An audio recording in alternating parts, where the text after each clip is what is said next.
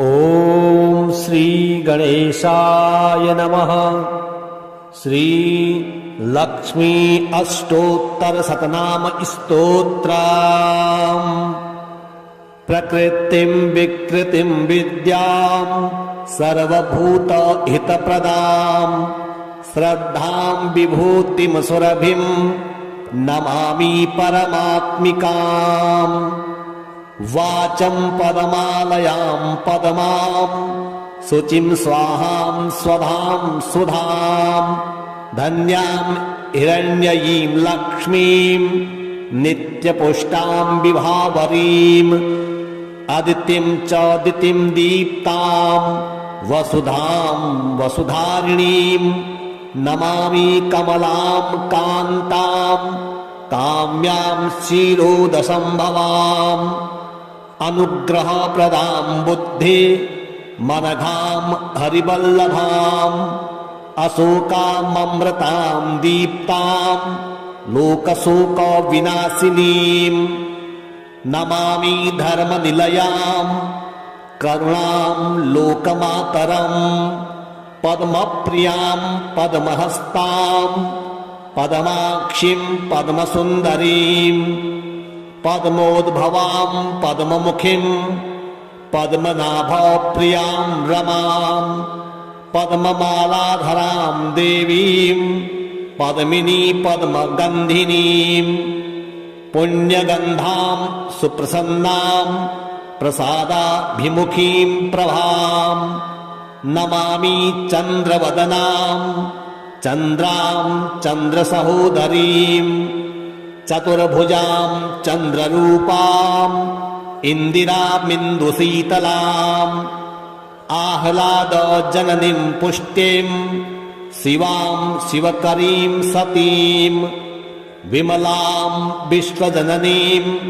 तुष्टिं दारिद्र्यनाशिनीं प्रीतिपुष्करिणीं शान्तां शुक्लमाल्याम्बरां श्रियां भास्करीं बिल्वनिलयां वरारोहां यशस्विनीं वसुन्धरामुदाराङ्गां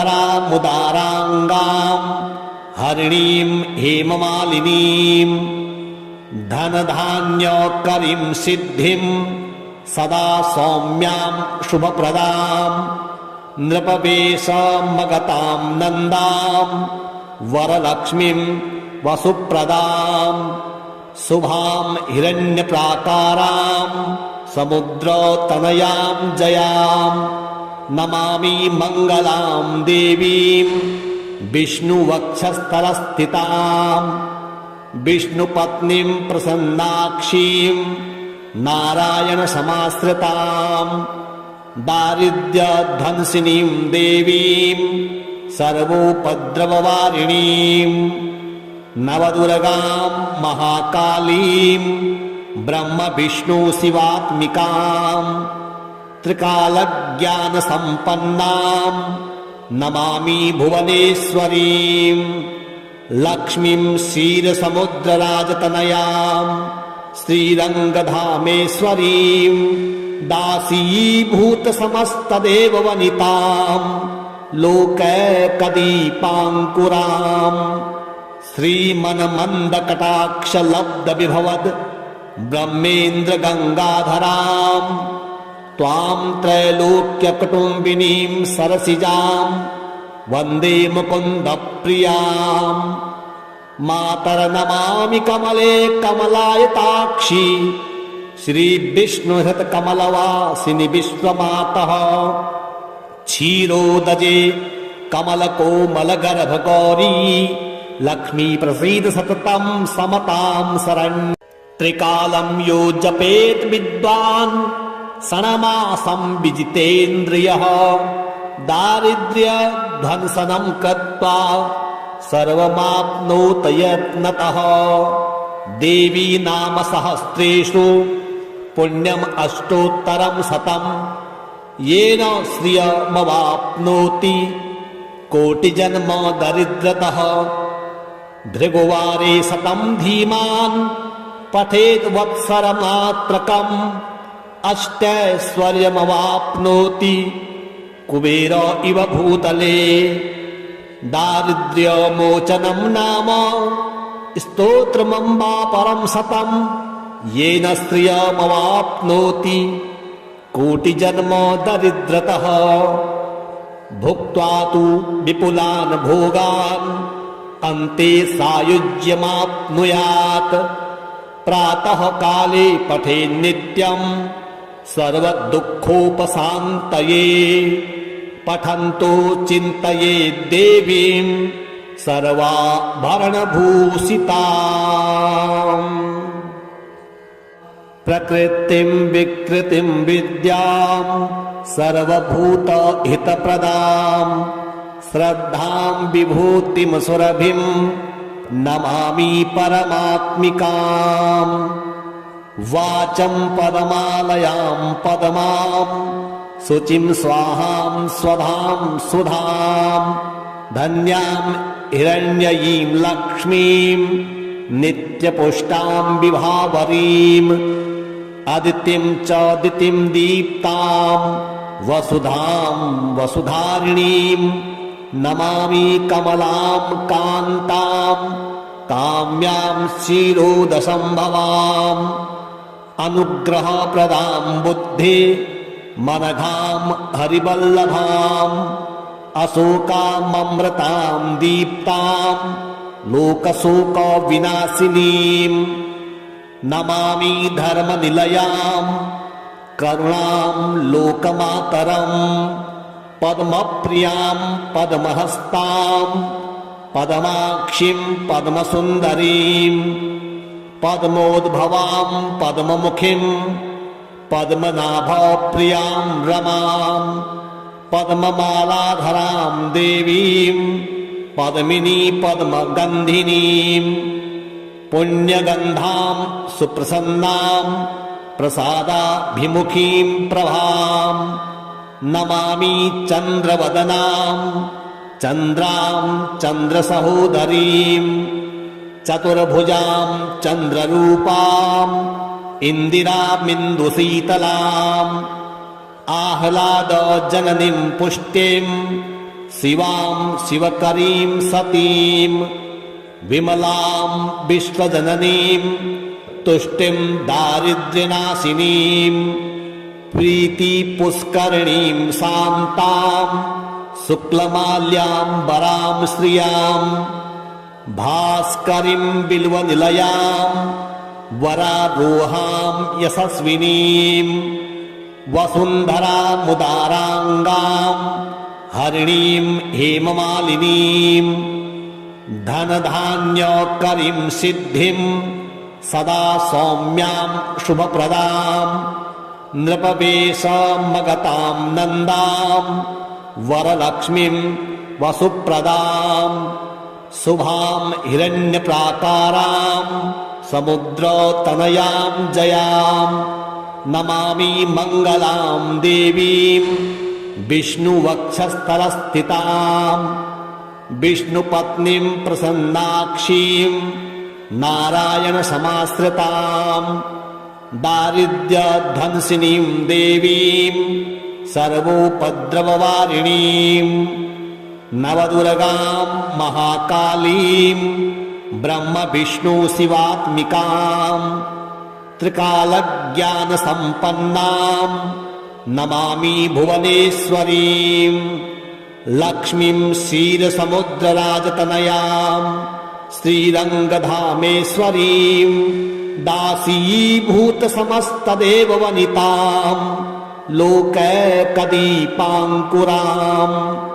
श्रीमन्मन्दकटाक्षलब्धविभवद् ब्रह्मेन्द्रगङ्गाधरां, त्वां त्रैलोक्यकुटुम्बिनीं सरसिजां वन्दे मुकुन्दप्रियां। मातर्नमामि कमले कमलायताक्षी, श्रीविष्णुहृतकमलवासिनि विश्वमातः।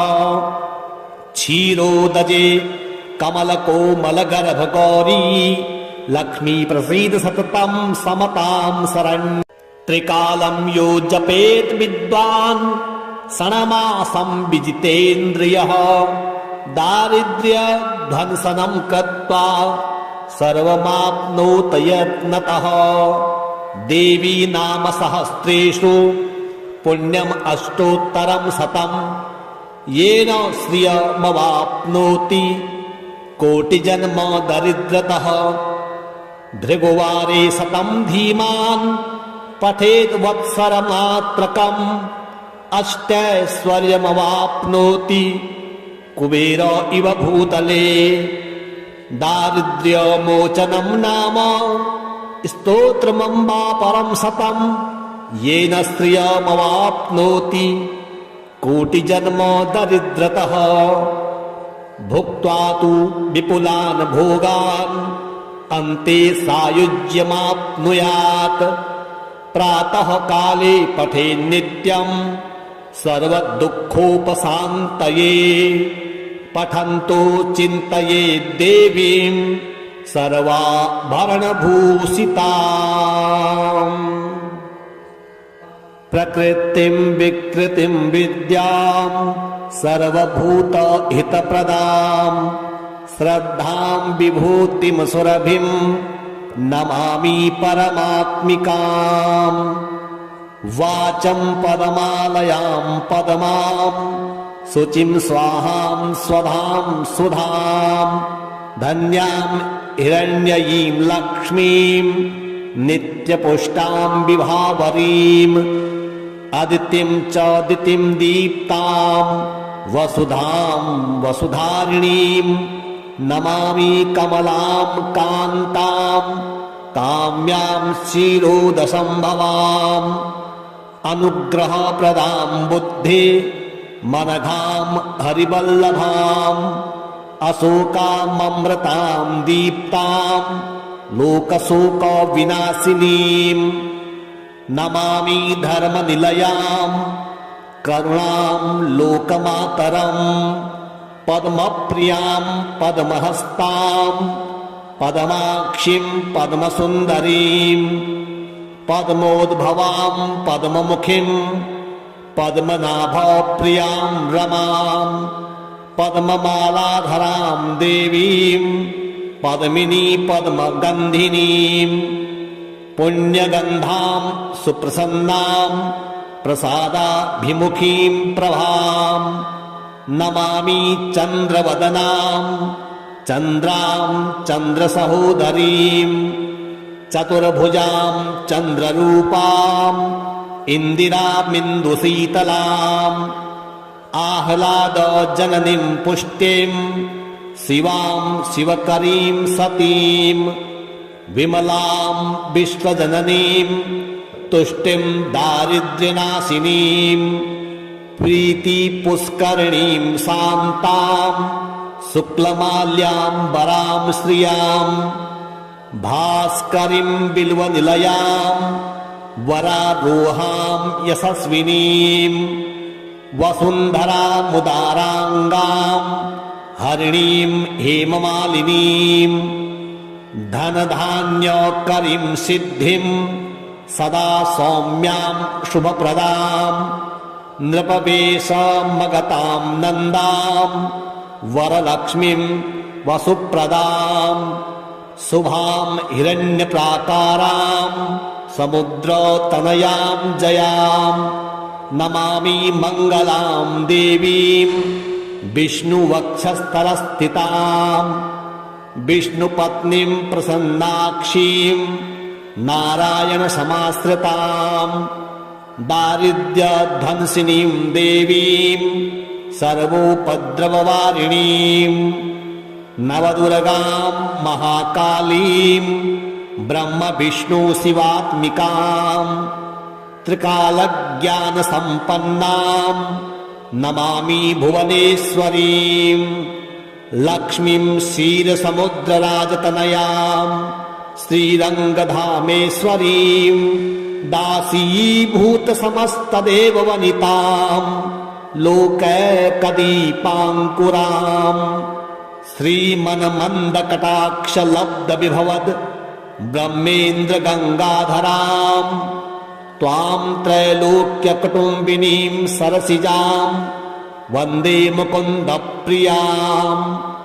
मातर्नमामि कमले कमलायताक्षी श्रीविष्णुहृतकमलवासिनि विश्वमातः क्षीरोदजे कमलकोमलगर्भगौरी लक्ष्मी प्रसीद सततं समतां शरण्य त्रिकालं यो जपेत् विद्वान् षण्मासं विजितेन्द्रियः दारिद्र्यध्वंसनं कृत्वा सर्वमाप्नोत यत्नतः देवी नाम सहस्रेषु पुण्यम् अष्टोत्तरं शतं येन श्रियमवाप्नोति कोटिजन्म दरिद्रतः भृगुवारे शतं धीमान् पठेत् वत्सरमात्रकम् अष्टैश्वर्यमवाप्नोति कुबेर इव भूतले दारिद्र्यमोचनं नाम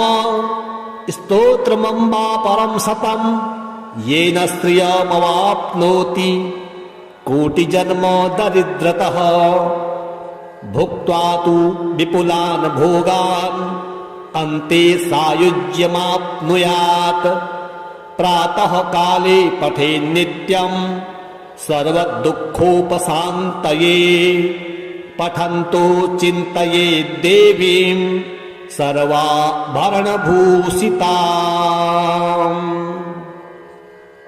प्रकृतिं विकृतिं विद्यां सर्वभूतहितप्रदां श्रद्धां विभूतिं सुरभिं नमामि परमात्मिकाम् वाचं पदमालयां पदमां शुचिं स्वाहां स्वधां सुधां धन्यां हिरण्ययीं लक्ष्मीं नित्यपुष्टां विभावरीं अदितिं च दितिं दीप्तां वसुधां वसुधारिणीं नमामि कमलां कान्तां काम्यां क्षीरोदसंभवाम् अनुग्रहप्रदां बुद्धि मनघां हरिवल्लभाम् अशोकाममृतां दीप्तां लोकशोकविनाशिनीं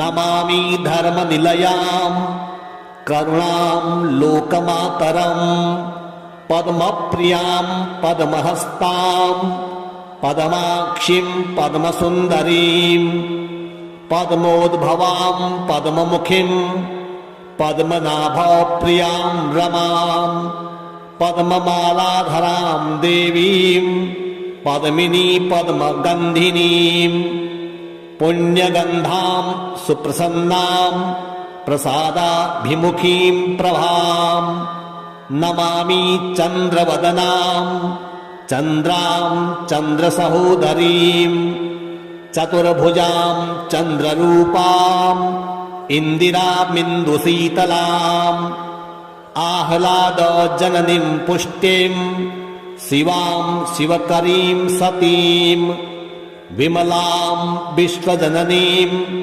तुष्टिं दारिद्र्यनाशिनीं प्रीतिपुष्करिणीं शान्तां शुक्लमाल्याम्बरां श्रियां भास्करीं बिल्वनिलयां वरारोहां यशस्विनीं वसुन्धरामुदाराङ्गां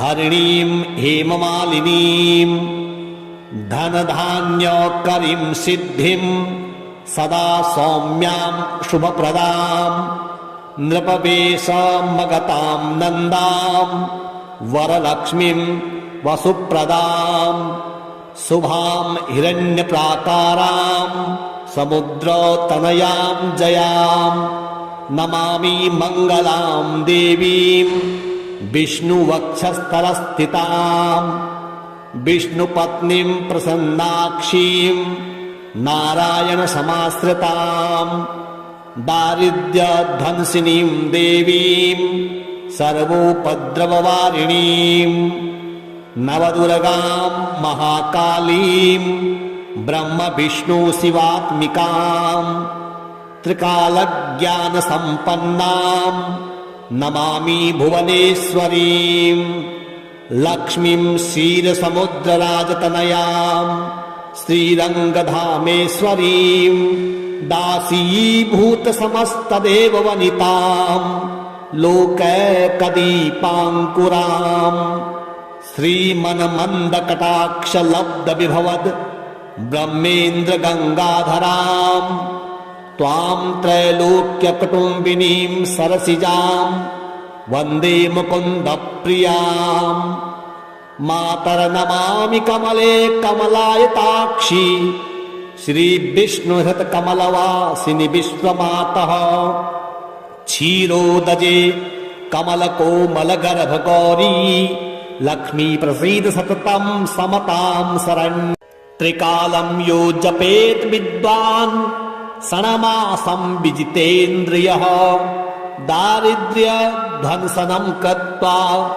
सर्वमाप्नोत यत्नतः देवी नाम सहस्रेषु पुण्यम् अष्टोत्तरं शतम् येन श्रियमवाप्नोति कोटिजन्म दरिद्रतः भृगुवारे शतं धीमान् पठेत् वत्सरमात्रकम् अष्टैश्वर्यमवाप्नोति कुबेर इव भूतले दारिद्र्यमोचनं नाम स्तोत्रमम्बा परं शतं येन श्रियमवाप्नोति कोटिजन्म दरिद्रतः भुक्त्वा तु विपुलान् भोगान् अन्ते सायुज्यमाप्नुयात् प्रातः काले पठेन् नित्यं सर्वदुःखोपशान्तये पठन्तो चिन्तयेत् देवीं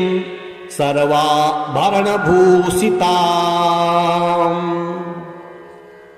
प्रकृतिं विकृतिं विद्यां सर्वभूतहितप्रदां श्रद्धां विभूतिं सुरभिं नमामि परमात्मिकाम् वाचं पदमालयां पदमां शुचिं स्वाहां स्वधां सुधां धन्यां हिरण्ययीं लक्ष्मीं नित्यपुष्टां विभावरीम् अदितिं च दितिं दीप्तां वसुधां वसुधारिणीं नमामि कमलां कान्तां काम्यां क्षीरोदसम्भवाम् अनुग्रहप्रदां बुद्धि मनघां हरिवल्लभाम् अशोकाममृतां दीप्तां लोकशोकविनाशिनीं नमामि धर्मनिलयां करुणां लोकमातरं पद्मप्रियां पद्महस्तां पद्माक्षीं पद्मसुन्दरीं पद्मोद्भवां पद्ममुखीं पद्मनाभप्रियां रमां पद्ममालाधरां देवीं पद्मिनी पद्मगन्धिनीं पुण्यगन्धां सुप्रसन्नां प्रसादाभिमुखीं प्रभां नमामि चन्द्रवदनां चन्द्रां चन्द्रसहोदरीं चतुर्भुजां चन्द्ररूपां इन्दिरामिन्दुशीतलाम् आह्लादजननीं पुष्टिं शिवां शिवकरीं सतीं विमलां विश्वजननीं तुष्टिं दारिद्र्यनाशिनीं प्रीतिपुष्करिणीं शान्तां शुक्लमाल्याम्बरां श्रियां भास्करीं बिल्वनिलयां वरारोहां यशस्विनीं वसुन्धरामुदाराङ्गां हरिणीं हेममालिनीं धनधान्यकरीं सिद्धिं सदा सौम्यां शुभप्रदां नृपवेशमगतां नन्दां वरलक्ष्मीं वसुप्रदां शुभां हिरण्यप्राकारां समुद्रतनयां जयां नमामि मङ्गलां देवीं विष्णुवक्षस्थलस्थितां विष्णुपत्नीं प्रसन्नाक्षीं नारायणसमाश्रिताम् दारिद्र्यध्वंसिनीं देवीं सर्वोपद्रववारिणीं नवदुर्गां महाकालीं ब्रह्मविष्णुशिवात्मिकां त्रिकालज्ञानसम्पन्नां नमामि भुवनेश्वरीं लक्ष्मीं क्षीरसमुद्रराजतनयां श्रीरङ्गधामेश्वरीं दासीभूतसमस्तदेववनितां लोकैकदीपाङ्कुरां श्रीमन्मन्दकटाक्षलब्धविभवद् ब्रह्मेन्द्रगङ्गाधरां त्वां त्रैलोक्यकुटुम्बिनीं सरसिजां वन्दे मुकुन्दप्रियां मातर्नमामि कमले कमलायताक्षी श्रीविष्णुहृतकमलवासिनि विश्वमातः क्षीरोदजे कमलकोमलगर्भगौरी लक्ष्मी प्रसीद सततं समतां शरण्य त्रिकालं यो जपेत् विद्वान् षण्मासं विजितेन्द्रियः दारिद्र्यध्वंसनं कृत्वा सर्वमाप्नोत यत्नतः देवी नाम सहस्रेषु पुण्यम् अष्टोत्तरं शतं येन श्रियमवाप्नोति कोटिजन्म दरिद्रतः भृगुवारे शतं धीमान् पठेत् वत्सरमात्रकम् अष्टैश्वर्यमवाप्नोति कुबेर इव भूतले दारिद्र्यमोचनं नाम स्तोत्रमम्बा परं शतं येन श्रियमवाप्नोति कोटिजन्म दरिद्रतः भुक्त्वा तु विपुलान् भोगान् अन्ते सायुज्यमाप्नुयात् प्रातः काले पठेत् नित्यं सर्वदुःखोपशान्तये पठन्तो चिन्तयेत् देवीं सर्वाभरणभूषिताम् प्रकृतिं विकृतिं विद्यां सर्वभूतहितप्रदां श्रद्धां विभूतिं सुरभिं नमामि परमात्मिकाम् वाचं पदमालयां पदमां शुचिं स्वाहां स्वधां सुधां धन्यां हिरण्ययीं लक्ष्मीं नित्यपुष्टां विभावरीं अदितिं च दितिं दीप्तां वसुधां वसुधारिणीं नमामि कमलां कान्तां काम्यां क्षीरोदसम्भवाम् अनुग्रहप्रदां बुद्धि मनघां हरिवल्लभाम् अशोकाममृतां दीप्तां लोकशोकविनाशिनीं नमामि धर्मनिलयां करुणां लोकमातरं पद्मप्रियां पद्महस्तां पद्माक्षीं पद्मसुन्दरीं पद्मोद्भवां पद्ममुखीं पद्मनाभप्रियां रमां पद्ममालाधरां देवीं पद्मिनी पद्मगन्धिनीं पुण्यगन्धां सुप्रसन्नां प्रसादाभिमुखीं प्रभां नमामि चन्द्रवदनां चन्द्रां चन्द्रसहोदरीं चतुर्भुजां चन्द्ररूपां इन्दिरामिन्दुशीतलाम् आह्लादजननीं पुष्टिं शिवां शिवकरीं सतीं विमलां विश्वजननीं तुष्टिं दारिद्र्यनाशिनीं प्रीतिपुष्करिणीं शान्तां शुक्लमाल्याम्बरां श्रियां भास्करीं बिल्वनिलयां वरारोहां यशस्विनीं वसुन्धरामुदाराङ्गां हरिणीं हेममालिनीं धनधान्यकरीं सिद्धिं सदा सौम्यां शुभप्रदां नृपवेशमगतां नन्दां वरलक्ष्मीं वसुप्रदां शुभां हिरण्यप्राकारां समुद्रतनयां जयां नमामि मङ्गलां देवीं विष्णुवक्षस्थलस्थितां विष्णुपत्नीं प्रसन्नाक्षीं नारायणसमाश्रितां दारिद्र्यध्वंसिनीं देवीं सर्वोपद्रववारिणीं नवदुर्गां महाकालीं ब्रह्मविष्णुशिवात्मिकां त्रिकालज्ञानसम्पन्नां नमामि भुवनेश्वरीं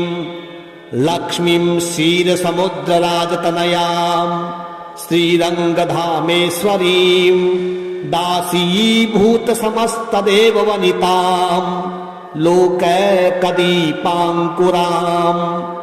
श्रीमन्मन्दकटाक्षलब्धविभवद् ब्रह्मेन्द्रगङ्गाधरां त्वां त्रैलोक्यकुटुम्बिनीं सरसिजां वन्दे मुकुन्दप्रियां मातर्नमामि कमले कमलायताक्षी श्रीविष्णुहृतकमलवासिनि विश्वमातः क्षीरोदजे कमलकोमलगर्भगौरी लक्ष्मी प्रसीद सततं समतां शरण्य त्रिकालं यो जपेत् विद्वान् षण्मासं विजितेन्द्रियः दारिद्र्यध्वंसनं कृत्वा सर्वमाप्नोत यत्नतः देवी नाम सहस्रेषु पुण्यम् अष्टोत्तरं शतं येन श्रियमवाप्नोति कोटिजन्म दरिद्रतः भृगुवारे शतं धीमान् पठेत् वत्सरमात्रकम् अष्टैश्वर्यमवाप्नोति कुबेर इव भूतले दारिद्र्यमोचनं नाम स्तोत्रमम्बा परं शतं येन श्रियमवाप्नोति कोटिजन्म दरिद्रतः भुक्त्वा तु विपुलान् भोगान् अन्ते सायुज्यमाप्नुयात् प्रातः काले पठेन् नित्यं सर्वदुःखोपशान्तये पठन्तो चिन्तयेत् देवीं सर्वाभरणभूषिताम् प्रकृतिं विकृतिं विद्यां सर्वभूतहितप्रदां श्रद्धां विभूतिं सुरभिं नमामि परमात्मिकाम् वाचं पदमालयां पदमां शुचिं स्वाहां स्वधां सुधां धन्यां हिरण्ययीं लक्ष्मीं नित्यपुष्टां विभावरीम् अदितिं च दितिं दीप्तां वसुधां वसुधारिणीं नमामि कमलां कान्तां काम्यां क्षीरोदसम्भवाम् अनुग्रहप्रदां बुद्धि मनघां हरिवल्लभाम् अशोकाममृतां दीप्तां लोकशोकविनाशिनीं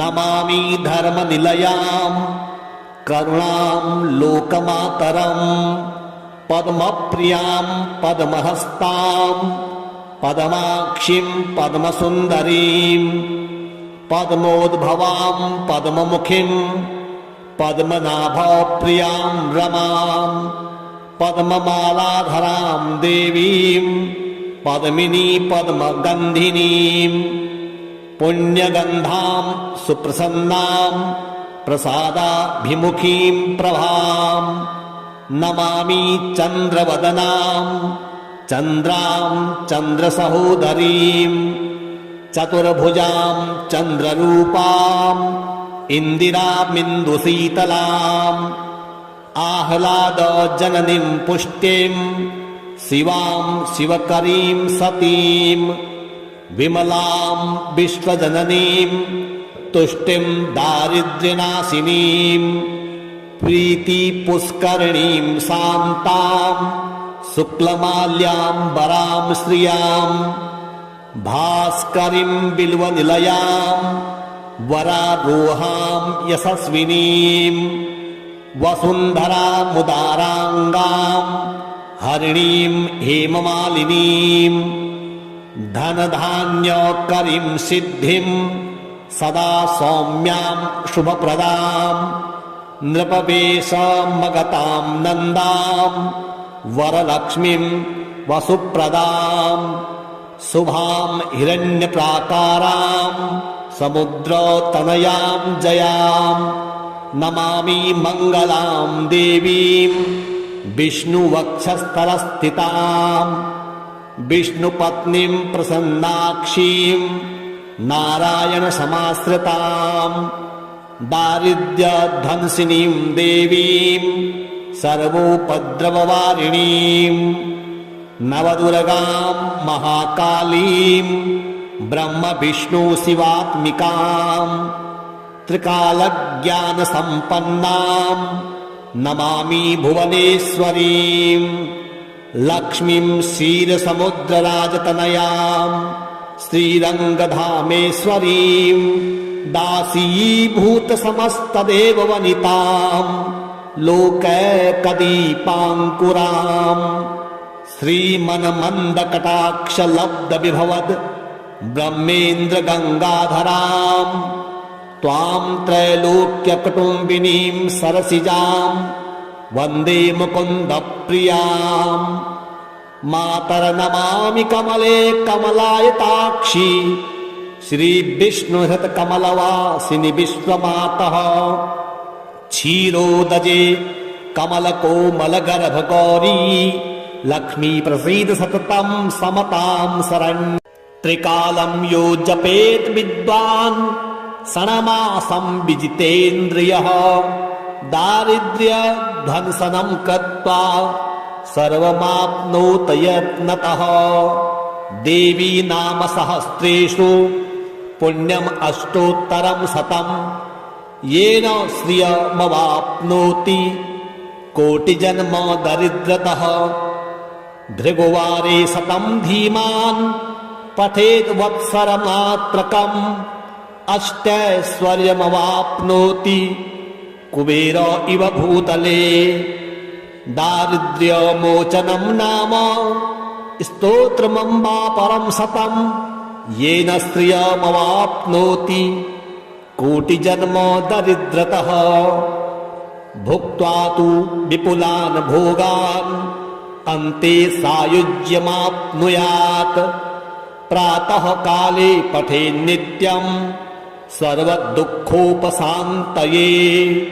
पठन्तो चिन्तयेत् देवीं सर्वाभरणभूषिताम् प्रकृतिं विकृतिं विद्यां सर्वभूतहितप्रदां श्रद्धां विभूतिं सुरभिं नमामि परमात्मिकाम् वाचं पदमालयां पदमां शुचिं स्वाहां स्वधां सुधां धन्यां हिरण्ययीं लक्ष्मीं नित्यपुष्टां विभावरीं अदितिं च दितिं दीप्तां वसुधां वसुधारिणीं नमामि कमलां कान्तां काम्यां क्षीरोदसम्भवाम् अनुग्रहप्रदां बुद्धि मनघां हरिवल्लभाम् अशोकाममृतां दीप्तां लोकशोकविनाशिनीं नमामि धर्मनिलयां करुणां लोकमातरं पद्मप्रियां पद्महस्तां पद्माक्षीं पद्मसुन्दरीं पद्मोद्भवां पद्ममुखीं पद्मनाभप्रियां रमां पद्ममालाधरां देवीं पद्मिनी पद्मगन्धिनीं पुण्यगन्धां सुप्रसन्नां प्रसादाभिमुखीं प्रभां नमामि चन्द्रवदनां चन्द्रां चन्द्रसहोदरीं चतुर्भुजां चन्द्ररूपाम् इन्दिरामिन्दुशीतलाम् आह्लादजननीं पुष्टिं शिवां शिवकरीं सतीं विमलां विश्वजननीं तुष्टिं दारिद्र्यनाशिनीं प्रीतिपुष्करिणीं शान्तां शुक्लमाल्याम्बरां श्रियां भास्करीं बिल्वनिलयां वरारोहां यशस्विनीं वसुन्धरामुदाराङ्गां हरिणीं हेममालिनीं धनधान्यकरीं सिद्धिं सदा सौम्यां शुभप्रदां नृपवेशमगतां नन्दां वरलक्ष्मीं वसुप्रदां शुभां हिरण्यप्राकारां समुद्रतनयां जयां नमामि मङ्गलां देवीं विष्णुवक्षस्थलस्थितां विष्णुपत्नीं प्रसन्नाक्षीं नारायणसमाश्रितां दारिद्र्यध्वंसिनीं देवीं सर्वोपद्रववारिणीं नवदुर्गां महाकालीं ब्रह्मविष्णुशिवात्मिकां त्रिकालज्ञानसम्पन्नां नमामि भुवनेश्वरीं लक्ष्मीं क्षीरसमुद्रराजतनयां श्रीरङ्गधामेश्वरीं दासीभूतसमस्तदेववनितां लोकैकदीपाङ्कुरां श्रीमन्मन्दकटाक्षलब्धविभवद् ब्रह्मेन्द्रगङ्गाधरां त्वां त्रैलोक्यकुटुम्बिनीं सरसिजां वन्दे मुकुन्दप्रियां मातर्नमामि कमले कमलायताक्षी श्रीविष्णुहृतकमलवासिनि विश्वमातः क्षीरोदजे कमलकोमलगर्भगौरी लक्ष्मी प्रसीद सततं समतां शरण्य त्रिकालं यो जपेत् विद्वान् षण्मासं विजितेन्द्रियः दारिद्र्यध्वंसनं कृत्वा सर्वमाप्नोत यत्नतः देवी नाम सहस्रेषु पुण्यम् अष्टोत्तरं शतं येन श्रियमवाप्नोति कोटिजन्म दरिद्रतः भृगुवारे शतं धीमान् पठेत् वत्सरमात्रकम् अष्टैश्वर्यमवाप्नोति कुबेर इव भूतले दारिद्र्यमोचनं नाम स्तोत्रमम्बा परं शतं येन श्रियमवाप्नोति कोटिजन्म दरिद्रतः भुक्त्वा तु विपुलान् भोगान् अन्ते सायुज्यमाप्नुयात् प्रातः काले पठेन् नित्यं सर्वदुःखोपशान्तये पठन्तो चिन्तयेत् देवीं सर्वाभरणभूषिताम्